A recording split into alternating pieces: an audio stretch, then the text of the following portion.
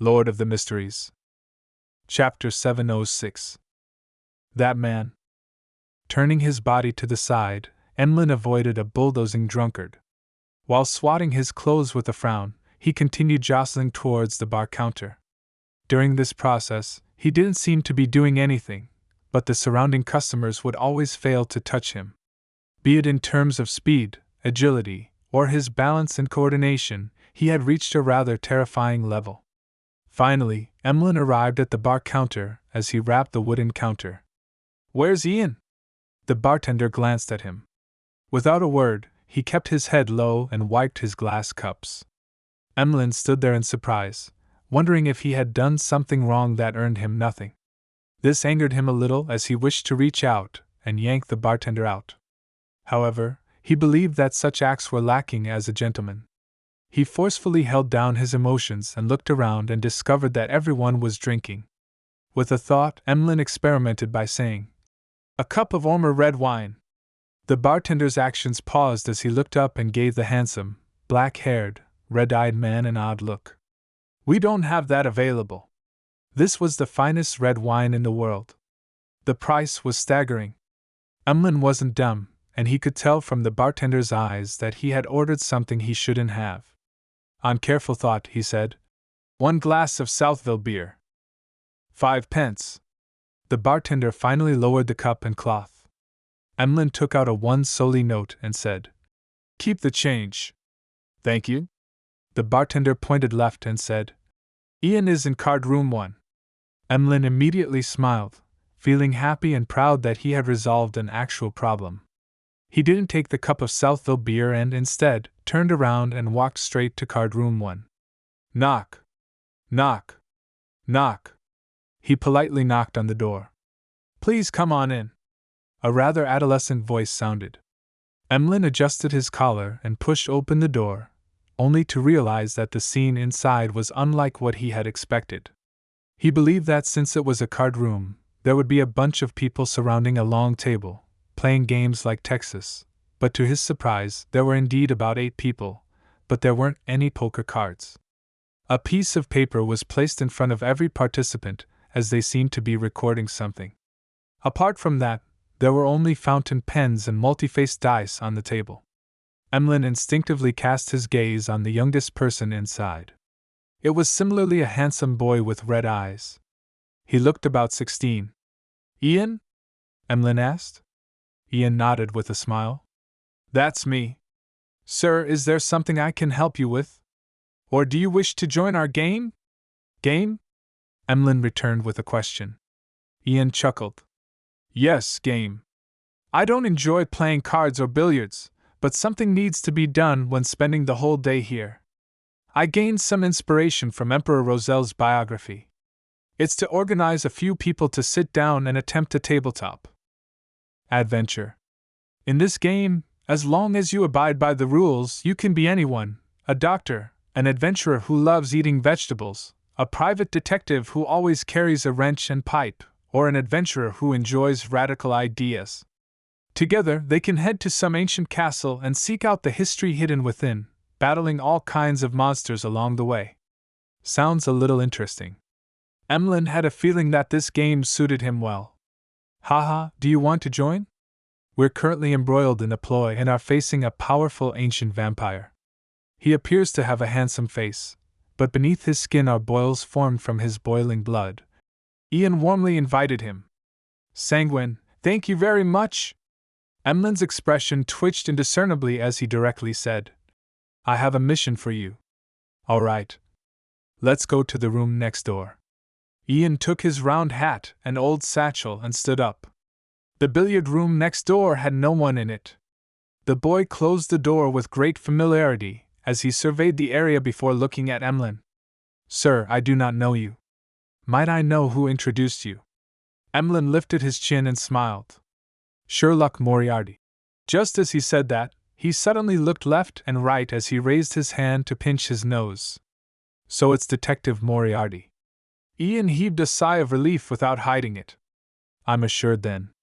By the way, didn't he go on vacation to Desi Bay? When will he be back?" Emlyn lowered his right hand as he said without a change in expression, He isn't back yet. I've been to his rented apartment. To be frank, a normal vacation should have ended by the end of January. It's already April. Could it be that something happened to him? Ian asked worriedly.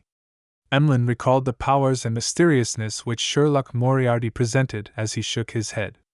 Perhaps he's caught up in a complicated case. Ian didn't speak further as he asked, "How may I address you? What mission do you have?" "You can call me Mr. White." Emlyn took out a piece of paper that resembled a bounty notice. "Help me find these 5 people." Ian received it and carefully flipped through it for a while. £20 for an effective clue, £150 for an exact location. Is that acceptable? No problem. Emlyn felt that the price was just too cheap. Compared to this, the prices seen at the Tarot Club were way more exaggerated. Ian folded the piece of paper and said, "Mr. White, how do I contact you if I have any clues?" "South of the bridge, Harvest Church." Emlyn had already thought of the answer. Upon hearing that, Ian gave him an odd look. "You're a believer of Earth Mother? That's rare in Backland." "I'm not." Emlyn firmly shook his head. "I'm only doing volunteer work over there." Without waiting for Ian to speak, he asked, "How did you inherit those red eyes?" This was something he had wished to ask when he first saw Ian. This was because red eyes were a trademark characteristic of Sanguine in ancient times. However, there was a long period of time when humans and Sanguine copulated in the Fourth Epoch. They were all residents of an empire. Hence, with the widespread fellowship, many descendants were produced. There was an increasing number of red-eyed mixed bloods as they passed down their genes, becoming an uncommon eye color for humans. To put it simply, every red-eyed human had a Sanguine ancestor. Ian replied in surprise, "My father. I've no idea how much further up the family tree, as I was a vagabond. From the looks of it, he isn't connected to the Sanguine." Emlyn handed over a £20 deposit, feeling somewhat disappointed before turning to leave the billiard room. After he left, Ian didn't immediately return to the card room. Instead, he closed the door and said into the air, "Detective Moriarty hasn't returned to Backland. I'm a little worried about him." A figure suddenly appeared in the billiard room. She had a pale face with exquisite features while wearing a black bonnet. Dressed in a black Gothic regal dress, she was none other than Wraith Sharon. "He's doing fine," Sharon replied without any perturbation in her tone. Her figure dematerialized before vanishing. "You always says the same thing? Don't tell me that you've always been in contact with Detective Moriarty." Ian mumbled softly as he picked up a newspaper in the corner of the billiard room. Placed on it was the Tussock Times, and beneath it was News at Sea. The latter was mainly used to report the situations of the different colonies of the Lone Kingdom and matters at sea, but due to technological restrictions, the news at sea that reached Backland was severely outdated. It wasn't of much use to people who needed it, so subscription numbers were low, and the business was floundering. Later, with a suggestion from a new chief editor, the newspaper's style changed. It had more rumors out at sea, as well as all sorts of strange matters revolving pirates and adventurers. It appeared more like stories rather than actual news reports. To people's surprise, this change in style was welcomed. As it involved ghosts, specters, sea monsters, and treasures, it became the semi-literate people's prime choice to flaunt their knowledge to the illiterate at the various bars. After all, although the stories seemed fake, they were sufficiently interesting. Ian casually flipped through the newspapers without finding any content of interest. He only had a deep impression on one of the reports in News at Sea. "According to our correspondent, on the night of the March 25th, the King of Immortality fleet attacked a ship heading from East Balham to face sack and plundered all its goods and money. And living up to his title, Slaughterer Curtius finished a bloody massacre. These pirates are really preposterous."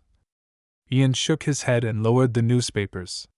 He returned to the card room and continued his game. Outside the bar, Emlyn boarded a carriage and leaned onto the carriage wall as he watched the street lamps move past him. He pinched his nose again and silently muttered, "A wraith? This arms dealer sure is resourceful." "Not bad."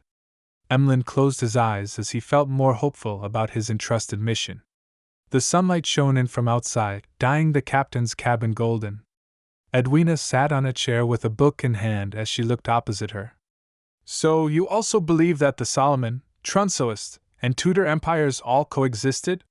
This is a necessary condition for the War of the Four Emperors, Klein simply replied. He held a book titled Book of the Three Worlds. It originated from a life school of thought member before it landed in Vice Admiral Iceberg's hands. It described the material world, the spirit world, and the world beyond rationality. It included some information on charms, with rather profound parts. Klein was seriously reading information on this in a bid to better use the sea god's scepter and the worm of time. Klein had actually discovered that the books collected by Vice Admiral Iceberg were various ancient texts that were rather unsystematic. This was quite different from the characteristics of the Church of the God of Knowledge and Wisdom which backed her.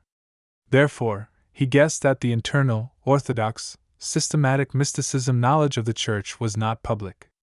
Edwina was just about to ask again when she suddenly realized the Golden Dream's cruising speed gradually drop. She looked out the window and after a few looks said crisply, "We've arrived in Byam."